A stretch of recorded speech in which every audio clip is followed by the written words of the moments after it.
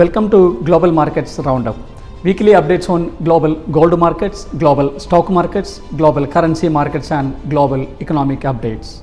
Myself, Sajith Kumar. Global gold market update. Last week international gold trading closed a little higher, US dollar 1948 per ounce.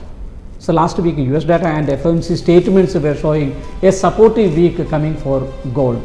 So US Federal Reserve decision to keep interest rate at a zero level at least for next 2 years, that will be supportive for gold. US also expects a lower GDP growth in 2020 that will hit US dollar and that will also be supportive for gold market. In 2020, equity markets globally had taken upper hand for investments so far. But considering the current global inflationary risk and the big question on corporate earnings, let's see whether investors will trust gold to reach $2,000 per ounce level in the next week. Dubai, the city of gold, also marked a little higher last week and quoted 236 dirhams per gram for 24 karat gold. Newly launched US gold digital stable currency quoted $2,590. That is higher than the last week per ounce level. Gold futures trading and gold exchange traded fund were also marked bullish trend in the last trading Friday. So for the next week, all factors and sentiments are supportive for gold market. Global stock markets update. Last Friday, Indian markets had initiated fall in global stock markets. BSE Sensex closed at 38,845 level and marking 134 points lower. European markets were also shown downward trend on last Friday. FTSE closed at 19,524 level and marking a 214 points lower, and DAX closed at 13,116 level and marking 91 points lower. US stock markets were also closed with a deep fall indications. Dow Jones closed at 244 points down and Nasdaq 138 points down.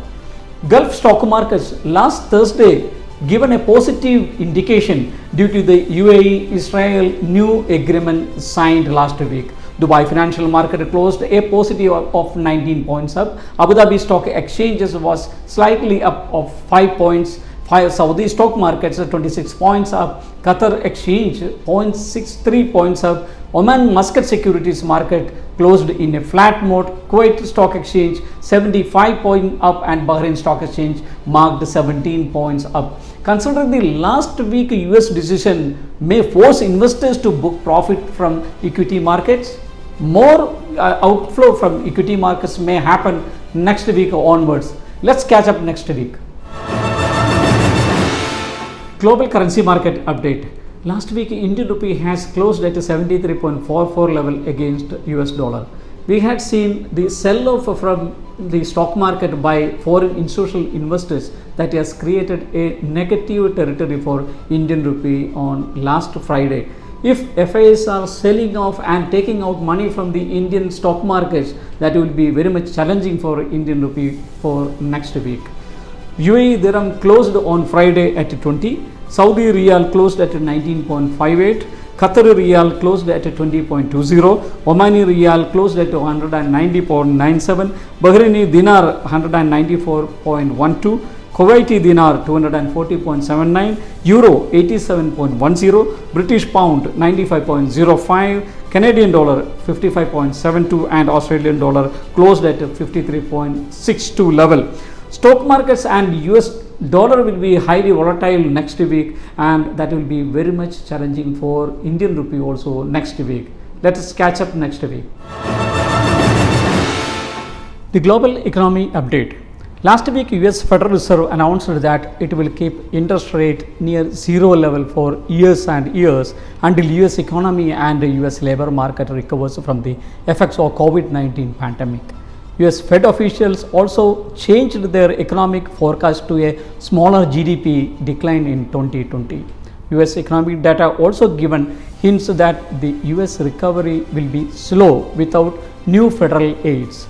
So US equity markets were also lost momentum after the Fed's latest policy decisions. During the COVID-19 pandemic situation, UAE gives positive news to Gulf markets. last week, historic agreements between Israel, Bahrain and UAE signed at White House, USA. The Abu Dhabi Investment Office will open its first investment office outside UAE in Israel as a part of the agreement between UAE and Israel. DP World partners with Israel's Dover Towers for trade links between UAE and Israel. Abu Dhabi Islamic Bank and Emirates NBD Bank has signed a memorandum of understanding with Bank of Israel. So in human capital index, so UAE ranks the first on Arabs levels in 2020.